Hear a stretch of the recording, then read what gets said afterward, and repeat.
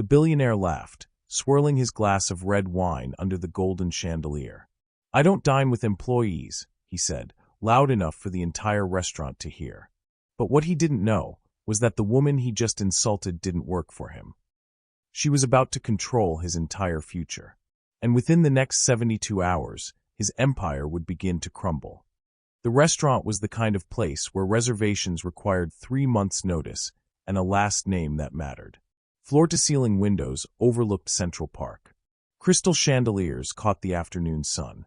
White-gloved servers moved like ghosts between tables where the world's most powerful people discussed the world's most expensive problems.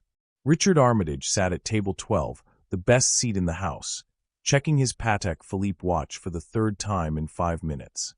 Across from him, his CFO shuffled papers nervously. The Unity Capital meeting was critical, $2 billion critical. The kind of money that would cement Armitage Industries' dominance for the next decade. Then she walked in. Dr. Maya Brooks moved through the restaurant with the kind of quiet confidence that turns heads without trying. Tailored navy blue suit. Simple gold watch. A leather portfolio under her arm. She approached table 12 with a professional smile and extended her hand. Richard didn't take it. He barely looked up from his phone.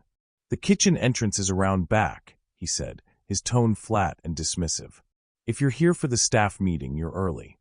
Maya's hand hung in the air for exactly 2 seconds. Long enough for the CFO to freeze. Long enough for the server to stop mid-pour. Long enough for the entire trajectory of Richard Armitage's life to pivot on the axis of his arrogance. She lowered her hand slowly. Her expression didn't change. Not anger. Not embarrassment. Just a flicker of something behind her eyes. Calculation, perhaps. Recognition of a moment that would define everything that came next. "My mistake," she said softly. "I must have the wrong table." She turned and walked away, her heels clicking against marble with the rhythm of a countdown clock Richard Armitage didn't even know had started. The CFO's face had gone pale. "Sir, that was—" "I know who that was supposed to be," Richard interrupted, waving his hand dismissively. "If Unity Capital can't even send someone who looks the part, maybe we don't need their money after all." What Richard Armitage didn't know, what he couldn't have known in his bubble of inherited privilege and unearned confidence, was that the woman he'd just dismissed wasn't from Unity Capital. She was Unity Capital, and in 72 hours, his empire would be dust. And here's the thing, most people would have walked away quietly, but she didn't. She turned the table on him in a way no one saw coming. If you've ever wanted to see arrogance meet its match, make sure you're subscribed, because stories like this remind us what real power looks like. And if you were in her shoes, what would you have done? Drop your answer in the comments. I'm reading every one. Richard Armitage didn't build his empire, he inherited it. Born in a penthouse overlooking Manhattan, raised by nannies while his parents attended galas, educated at schools where admission came with a check, not a test score. By 25, he'd never interviewed for a job. By 30, he controlled a billion-dollar conglomerate his grandfather had built from steel and sweat. He believed power was genetic. That success was destiny for men like him. That respect was something you commanded, not earned. His office sat on the 47th floor of a building that bore his family name.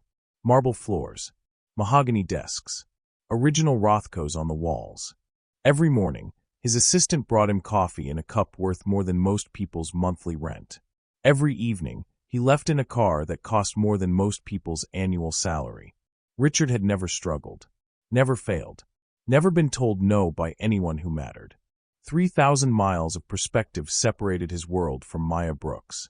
Maya grew up in a 2-bedroom apartment in Detroit where the heat sometimes didn't work and dinner was often creative accounting with whatever was left in the pantry. Her mother taught 4th grade, grading papers at the kitchen table until midnight. Her father drove trucks cross-country, home 3 days a month if they were lucky. Maya learned early that intelligence was currency when you had nothing else to spend. She devoured books from the library, aced every test, earned every scholarship. Full ride to MIT. PhD in economics from Stanford. Built her investment thesis on pattern recognition and risk assessment while working 3 jobs to cover what the scholarships didn't. By 35, She'd turned a $20,000 loan into a private equity fund that managed $8 billion in assets. Not through inheritance or connections, but through something Richard Armitage had never needed to develop: precision. She didn't make careless decisions, didn't waste words, didn't trust assumptions, and she certainly didn't forget disrespect. Her office was smaller than Richard's, but the view was better. She'd earned it. Every deal on her wall represented a company she'd saved or transformed. Every handshake she'd given had been returned with respect, because Maya Brooks had built her reputation one calculated move at a time. Two worlds, two people, one inevitable collision.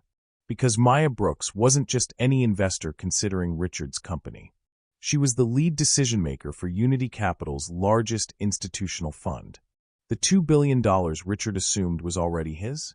It required her signature, her approval, her belief that his company deserved the capital. And Richard Armitage had just given her every reason to believe it didn't. The meeting had been scheduled for weeks. Armitage Industries needed capital for an aggressive expansion, new markets, new technology, new dominance. The kind of move that would make Richard untouchable in his industry. Unity Capital had the resources. The diligence was complete. The terms were favorable. It should have been a formality, a handshake and champagne. Maya had reviewed every page of the proposal. The financials were solid. The strategy was sound. The projections were ambitious, but achievable. On paper, Armitage Industries was exactly the kind of company Unity Capital invested in. Established, profitable, and positioned for growth. But Maya Brooks didn't invest in paper. She invested in people. Which is why she'd insisted on the lunch meeting. Not in a conference room surrounded by lawyers and slides, but in a neutral space where she could observe Richard Armitage without the performance of a formal pitch. Watch how he treated servers. How he spoke when he thought no one important was listening. How he carried himself when the cameras were off. "You're being too careful," her deputy had said that morning. "The deal's already done. This is just ceremony." Maya had smiled, closing the file on her desk. Ceremony tells you everything. How someone acts when they think it doesn't matter shows you who they really are. She'd arrived at the restaurant 15 minutes early, as she always did. Watched Richard from across the room as he kept his CFO waiting, scrolling through his phone with the casual arrogance of someone who'd never considered that other people's time had value. She'd seen the type before. Born on third base, convinced they'd hit a triple. Men who mistook privilege for competence, who believed their last name was an achievement. But Maya believed in evidence over assumptions. So she approached table 12 with an open mind and an extended hand, willing to be proven wrong.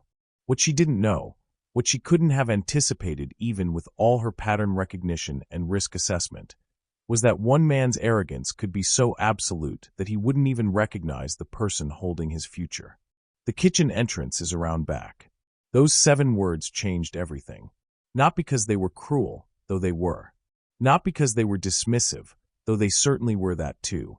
But because they revealed something Maya's due diligence couldn't capture in spreadsheets and financial statements. They revealed character.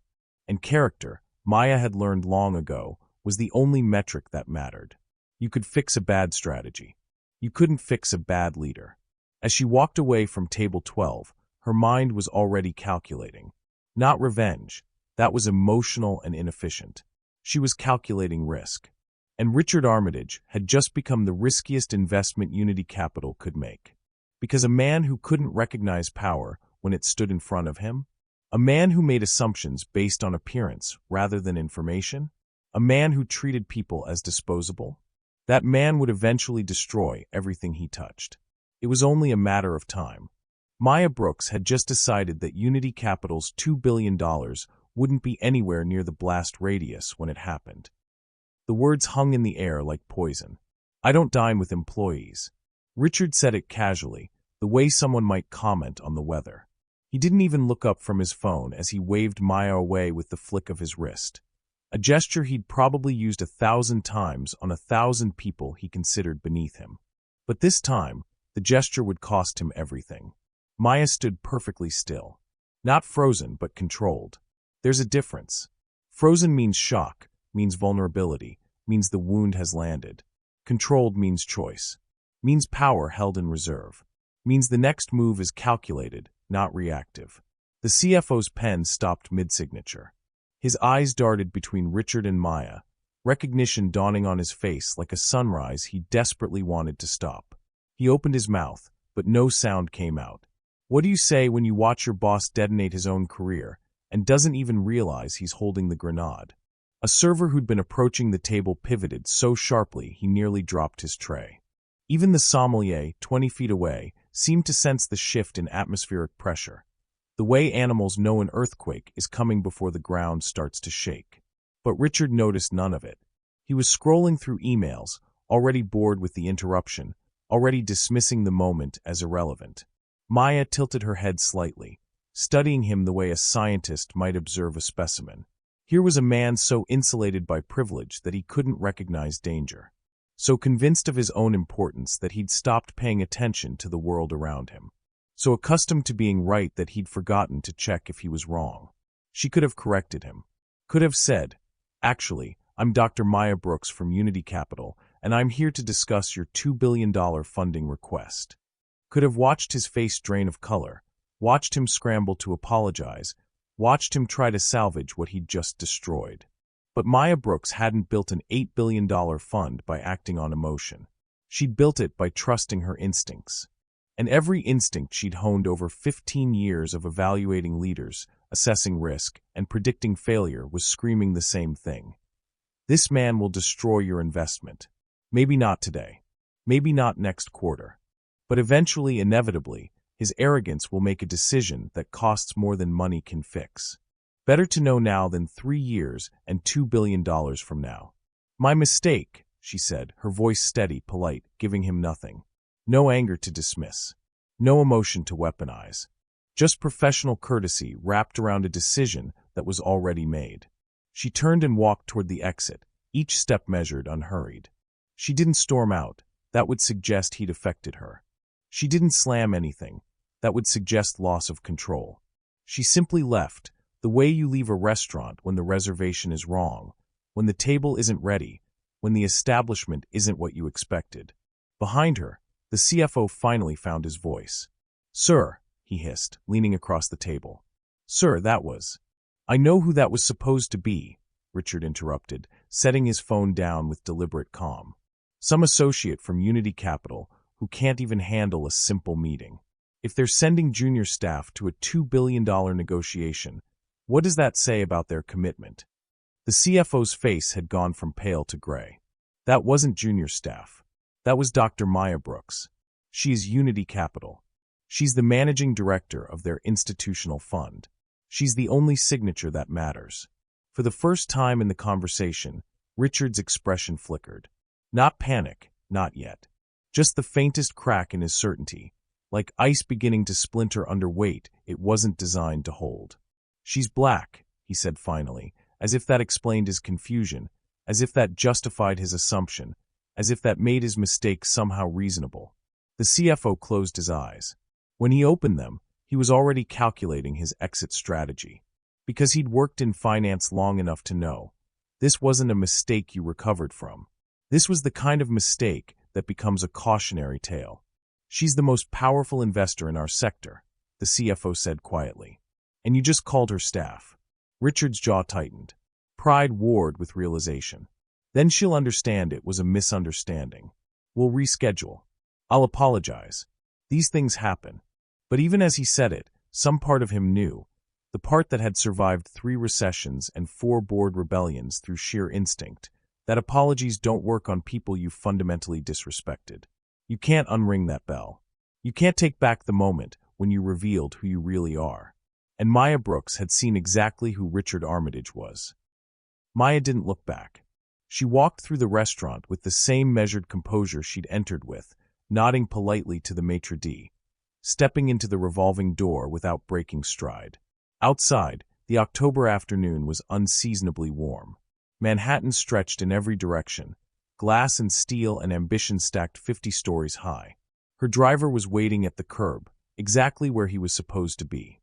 Professional, reliable, respectful of her time in ways Richard Armitage had never learned to be.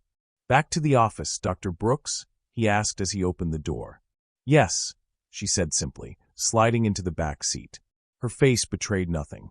Not anger, not satisfaction, not even the faint edge of emotion that most people would carry after being publicly dismissed. Just the calm, neutral expression of someone who'd received information and was now processing its implications. The driver pulled into traffic, navigating the perpetual chaos of Midtown with practiced ease. Maya pulled out her phone, opened her calendar, and stared at the afternoon's remaining appointments. 2:30 p.m., conference call with London office. 4 p.m., portfolio review. 5:30 p.m., strategy session with legal. She added a new item. 2 p.m., redirect Armitage capital allocation. Her finger hovered over the entry for exactly 3 seconds. This wasn't a decision to make lightly. $2 billion. 18 months of due diligence. A deal her entire team had worked nights and weekends to structure. Partnerships that had been carefully negotiated. Projections that had been meticulously modeled. One lunch meeting shouldn't be able to destroy all of that. But Maya had learned long ago that culture eats strategy for breakfast. That leadership failures eventually become financial failures. That a company is only as strong as the character of the person running it. And Richard Armitage had just shown her his character. She saved the calendar entry and locked her phone. Through the window, she watched the city blur past. Tourists taking selfies, executives rushing to meetings, delivery drivers navigating between taxis. Millions of people moving through their lives, unaware that a $2 billion empire was about to collapse 3 blocks away. Maya's phone buzzed. A text from her deputy. "How'd it go?" She typed back. As expected. "Prepare reallocation memo for Monday board meeting." 3 seconds later. "Everything okay?" Maya smiled slightly, the first real expression she'd allowed since leaving the restaurant. "Everything's fine. We just saved Unity Capital from a very expensive mistake." She didn't elaborate. Didn't need to. Her team had worked with her long enough to understand that when Maya Brooks redirected capital, it wasn't personal, it was predictive. She didn't pull funding because someone insulted her. She pulled funding because someone revealed they lacked the judgment to deploy capital responsibly. The car pulled up to Unity Capital's headquarters, a sleek 40-story tower in the financial district. Maya thanked her driver, walked through the lobby with the same measured pace, nodded to security, took the private elevator to the 38th floor. Her assistant looked up as she approached. "How was lunch?" Maya set her portfolio on the desk, smoothed her jacket, and met her assistant's eyes with perfect calm. "Informative. Please pull the Armitage file. All of it. Investment thesis, financial models, diligence reports, everything. I need it in conference room 3 in 20 minutes. Should I notify the team?" "Not yet. Just the file." Her assistant nodded, already reaching for her phone, understanding in the way only long-term colleagues can that something significant had shifted. Maya walked into her office and closed the door. The view from her window showed the harbor, the Statue of Liberty small in the distance, holding her torch against the afternoon sky. A symbol of opportunity, of potential, of the promise that in America, anyone could rise. But Maya had learned that rise and respect were different things. You could climb every ladder and still have men like Richard Armitage dismiss you as staff. She sat at her desk, opened her laptop, and began typing. Not an emotional email. Not an angry withdrawal letter. Just a calm, professional memo outlining why Unity Capital would be redirecting the proposed Armitage Industries investment to alternative opportunities better aligned with the fund's values and risk parameters. She didn't mention the lunch. Didn't mention the insult. Didn't need to. Because Maya Brooks had something Richard Armitage would never understand. She didn't need revenge. She just needed to be right. And in 72 hours, everyone would know she was. Now, before we see what happens when Richard discovers who he really insulted, let me ask you something. Have you ever watched someone destroy their own future in real time and not even realize it? That's what just happened. Richard thinks he dismissed an employee. Maya knows she just withdrew $2 billion. If you're hooked on this story, if you want to see karma delivered with precision and power, hit that subscribe button right now. Because what happens next isn't just satisfying, it's surgical. And drop a comment. Have you ever been underestimated like Maya? What did you do about it? Stay with me. The collapse is coming, and it's going to be legendary.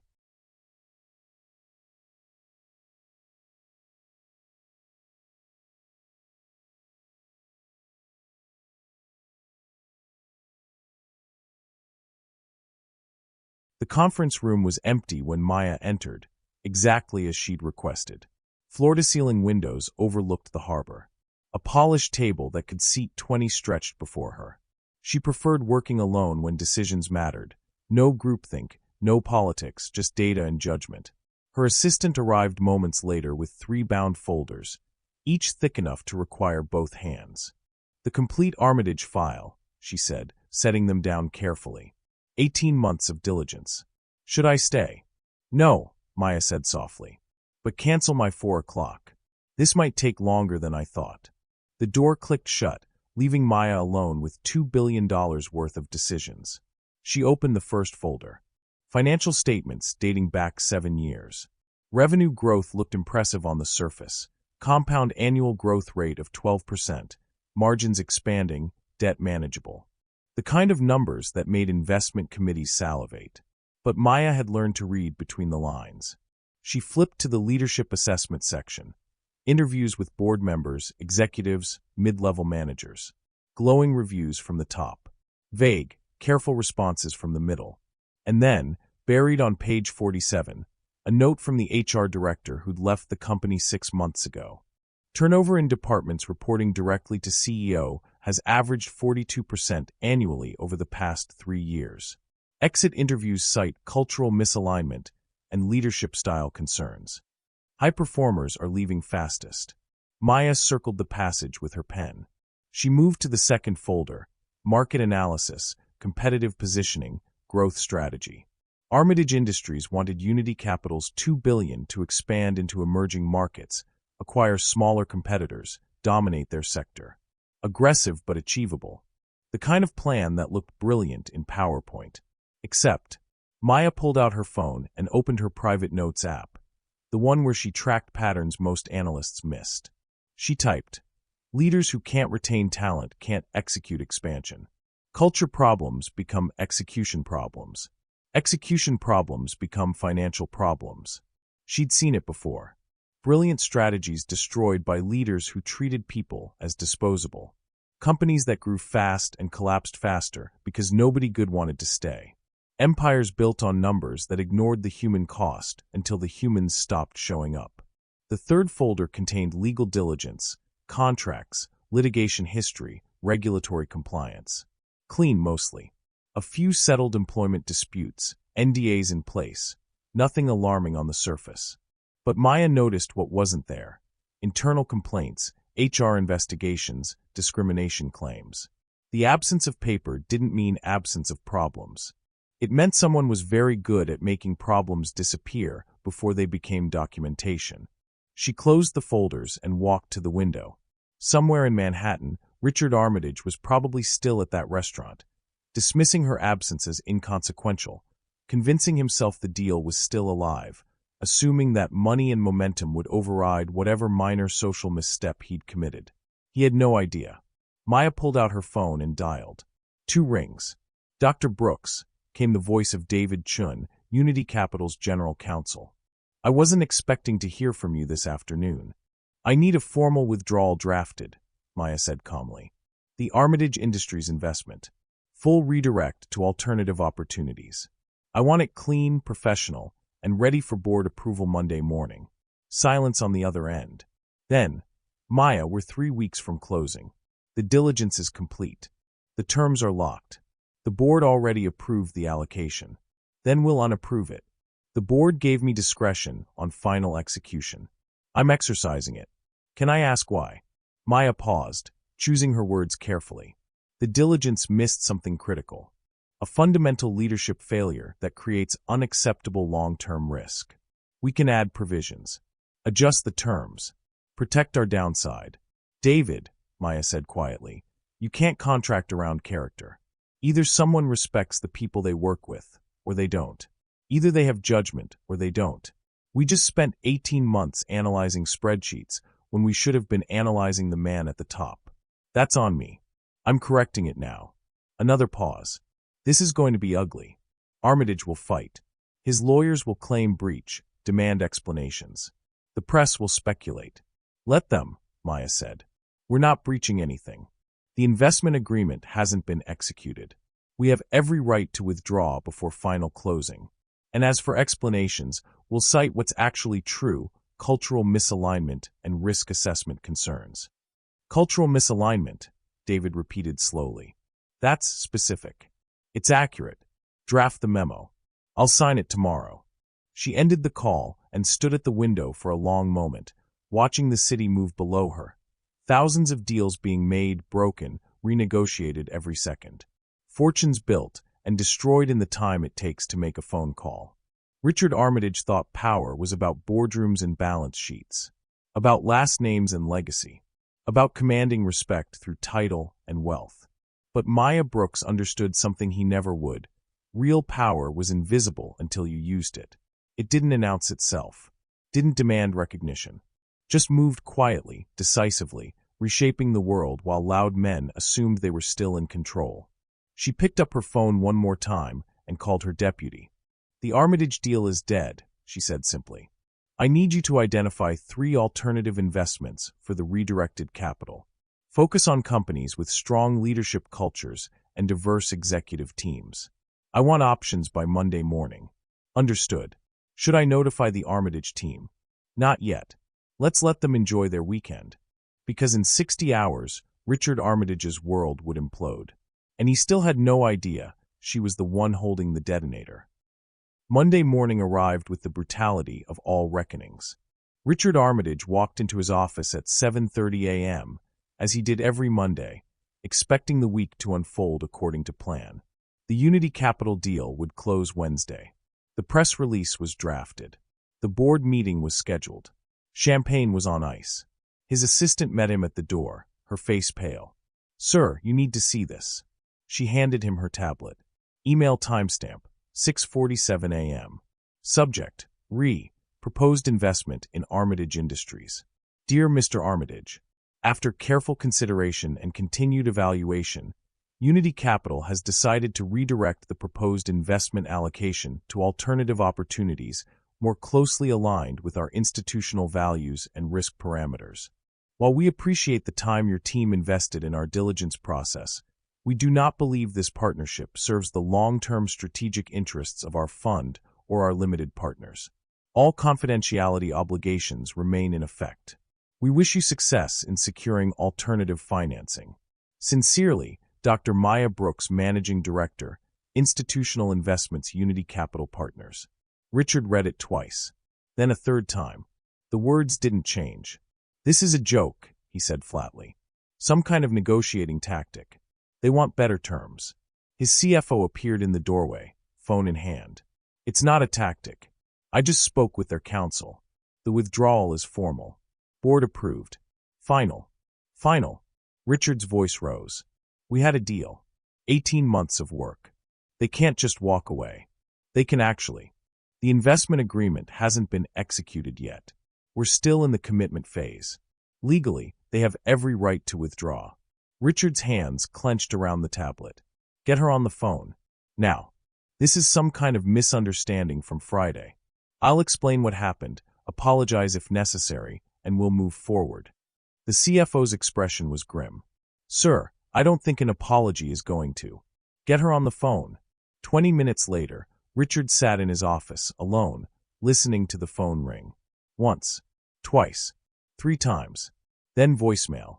You've reached Dr. Maya Brooks at Unity Capital. I'm currently unavailable. For investment inquiries, please contact our main office. For urgent portfolio matters, please speak with my deputy. Thank you. Click. Richard immediately redialed. Voicemail again. He called the Unity Capital main line. This is Richard Armitage calling for Dr. Brooks. It's urgent. I'm sorry, Mr. Armitage, the receptionist said with practiced politeness. Dr. Brooks is in meetings all day. I'd be happy to take a message. This can't wait. Tell her I'm calling about the investment withdrawal. Tell her. I understand, sir. I'll pass along your message. Have a good day. The line went dead. Richard threw his phone across the room. It hit the Rothko on the wall, leaving a small dent in the canvas worth $300,000. He didn't notice. His CFO reappeared, laptop in hand. "We have a bigger problem. Unity Capital just released a statement to their limited partners explaining the withdrawal. It's already leaking to the press." "What does it say?" The CFO turned the laptop around.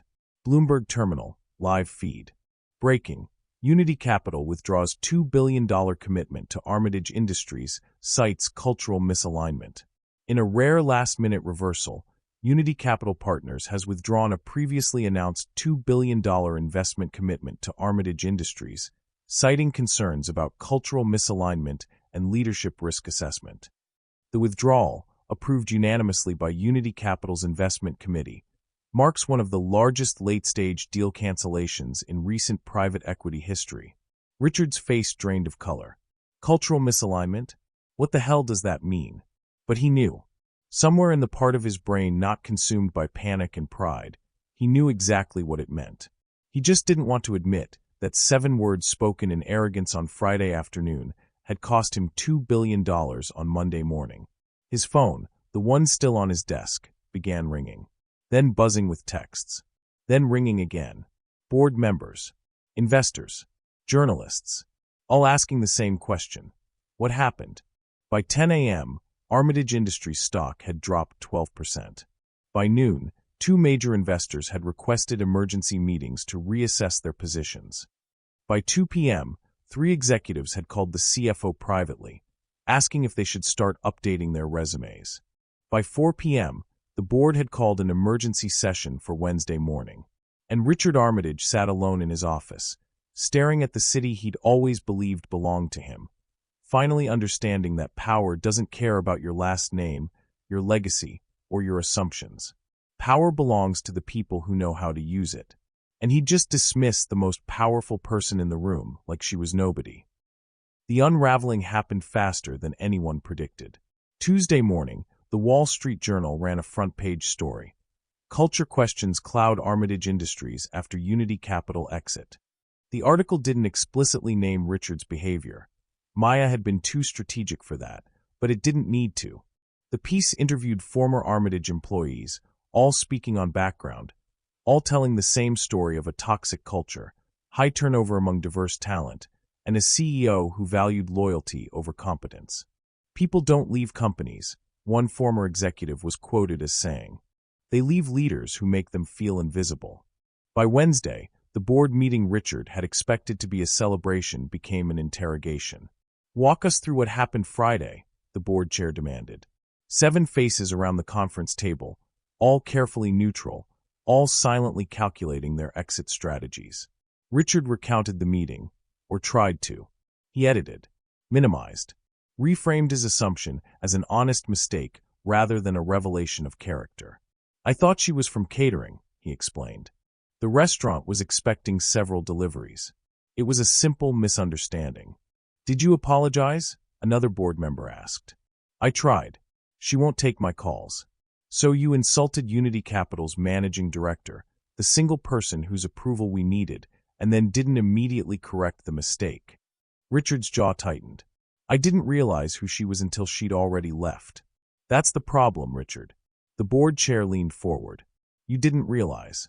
You made an assumption based on appearance, not information. And that assumption just cost this company $2 billion and 18 months of strategic planning."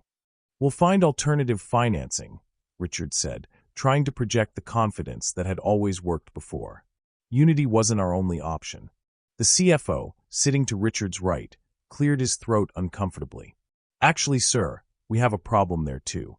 I've been contacted by 3 other institutional investors this week.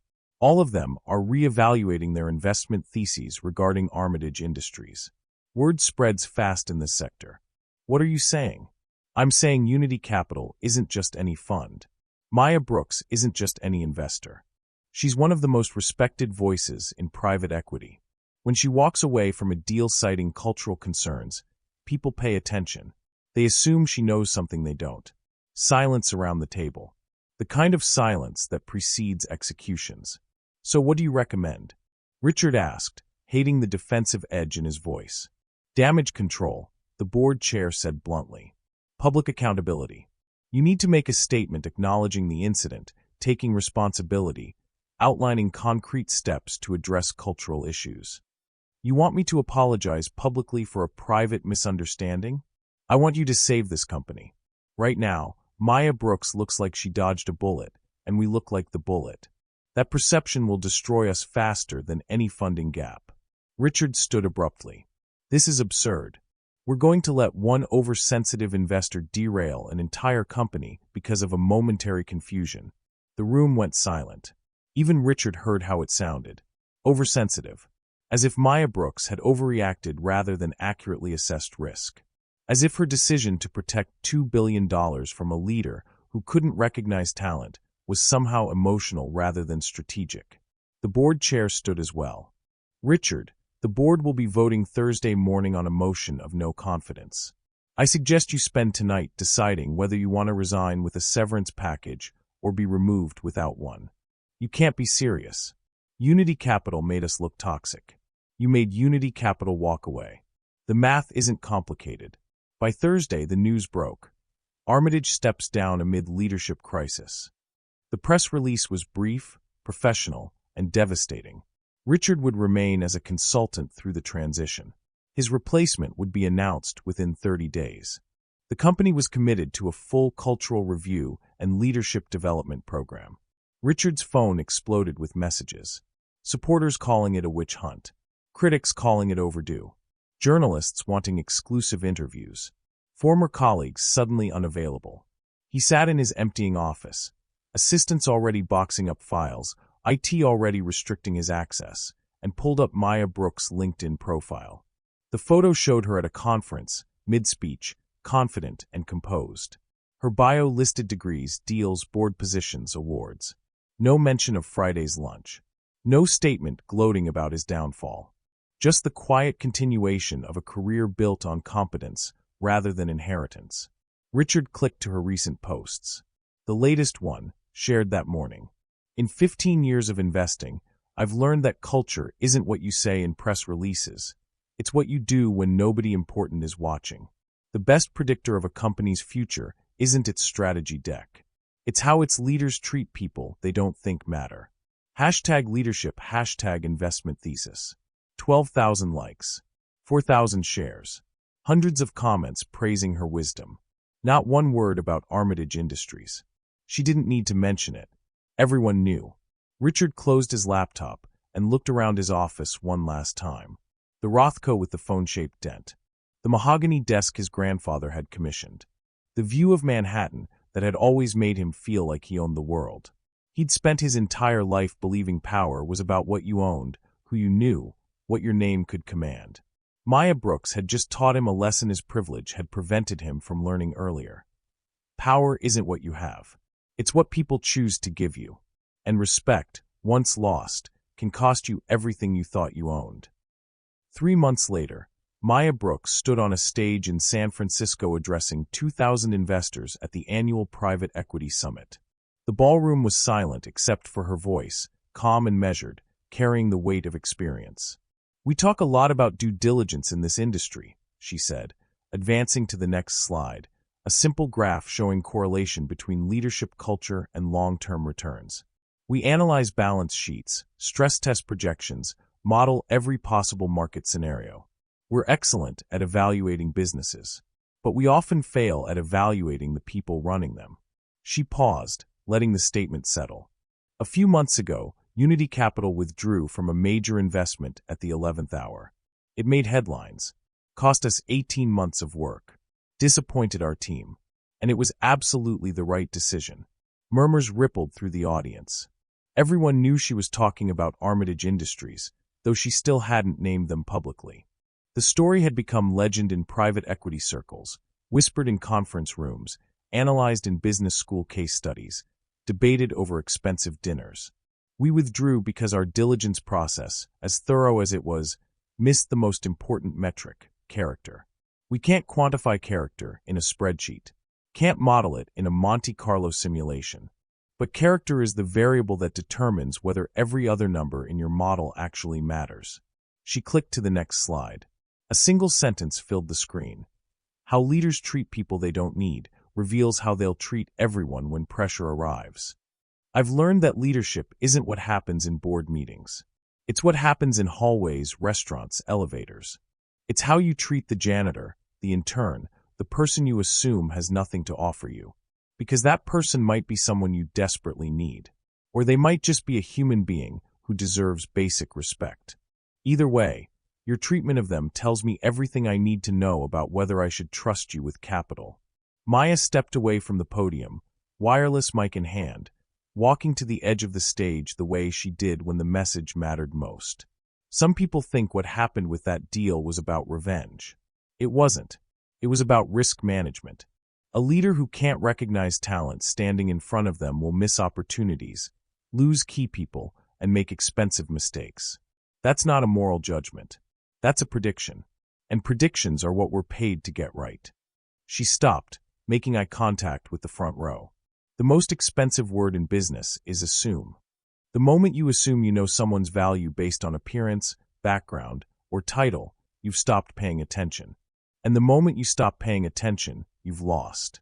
The applause started quietly, then built. Not the polite golf claps of obligatory conference appreciation, but genuine recognition. Because everyone in that room had either witnessed or experienced some version of what Maya was describing. The sting of being underestimated, the cost of arrogance, the quiet power of walking away from deals that looked perfect on paper but smelled wrong in practice. After the speech, Maya fielded questions for 40 minutes. One young investor, maybe 27, raised his hand. Dr. Brooks, how do you balance giving people second chances with protecting your capital from bad actors? Maya smiled slightly. I don't believe in second chances for first impressions. Character isn't something you develop under pressure. It's what pressure reveals. When someone shows you who they are, believe them. Not the version they present in pitch meetings. The version that emerges when they think the cameras are off. Later that evening, Maya sat in her hotel room overlooking the bay, laptop open, reviewing portfolios. Her phone buzzed. A text from her deputy. Armitage Industries filed for Chapter 11 today. New CEO couldn't stop the bleeding. Thought you'd want to know. Maya stared at the message for a long moment. No satisfaction. No vindication. Just the quiet sadness of watching a predictable tragedy unfold exactly as predicted. She'd never wanted Armitage Industries to fail. She'd just refused to let Unity Capital's capital be part of the failure. There's a difference. She typed back. Thanks for the update. How are our Q3 portfolios performing? Because that was the work. Not punishing bad leaders. The market did that efficiently enough. The work was finding good ones. Leaders who built cultures where talent thrived. Companies where respect wasn't a performance for important meetings, but a baseline for every interaction. Maya closed her laptop and looked out at the city. Lights stretching to the horizon. Thousands of companies, millions of decisions, billions of dollars moving through systems built on relationships, trust, and judgment. She thought about Richard Armitage sometimes. Not often, but occasionally. Wondered if he'd learned anything. Wondered if losing everything had taught him what having everything had failed to teach. But mostly, she didn't think about him at all. Because Maya Brooks had learned long ago that the best revenge isn't destruction. It's building something so excellent that the people who dismissed you become irrelevant to your story. She'd spent 15 years proving that intelligence could compete with inheritance. That precision could beat privilege. That a black woman from Detroit could outperform billionaires who never learned to see beyond their assumptions. And she'd done it without ever raising her voice. Without ever losing her composure. Without ever needing validation from people who'd already revealed they weren't worth impressing. That was power. Quiet. Inevitable. Undeniable. The kind of power that doesn't need to announce itself. Because everyone who matters already knows it's there. 6 months after Richard Armitage's resignation, the story had become mythology. Business schools taught it in leadership courses. Investment firms used it in training programs. Conference speakers referenced it without naming names, and everyone in the room knew exactly which deal they meant. The $2 billion handshake, some people called it. Others preferred the lunch that ended an empire. On Reddit, it spawned endless debates about corporate culture, unconscious bias, and whether one moment of disrespect should really cost someone their entire career. But the people having those debates were missing the point. It was never about one moment. It was about what that moment revealed. Richard Armitage didn't lose his company because of 7 words. He lost it because those 7 words exposed a pattern of leadership that made failure inevitable. Maya Brooks just accelerated the timeline. Today, Unity Capital manages $12 billion in assets.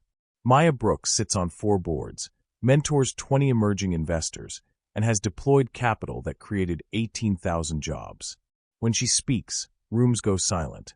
When she invests, others follow. When she walks away, people ask why, and then usually walk away too. Richard Armitage disappeared from the public eye. Last anyone heard, he was pursuing private ventures from a smaller office in a less prestigious building, funding deals with family money instead of institutional capital. The empire his grandfather built was sold in pieces to competitors who treated their people better. The restaurant where it all happened still exists. Table 12 is still the best seat in the house. But the servers there tell new hires a story on their first day. Never assume you know who anyone is. That woman you think is lost. She might own the building. That man you think is nobody. He might be everyone. Respect isn't a performance for important people. It's how you treat every person every time. Because the truth about power is this: it's always moving, always shifting, always finding its way to people who know how to recognize it in others. Richard Armitage assumed power was permanent, inherited, guaranteed by his last name and his balance sheet. He learned painfully and publicly that power is only borrowed. And the moment you fail to respect it in others, you lose your claim to it yourself. Maya Brooks understood something simpler. Power isn't something you take. It's something people give you when you've proven you'll use it wisely. And respect isn't something you demand. It's something you earn by giving it first, freely, to everyone, regardless of whether you think they can help you. That's the lesson worth remembering. Not the drama. Not the collapse. Not even the $2 billion. Just this. How you treat people when you think it doesn't matter is exactly when it matters most. Because somewhere, right now, someone is walking into a room. Someone else is making an assumption. A handshake is being offered or refused. A dismissive word is being spoken. A judgment is being formed based on appearance rather than information.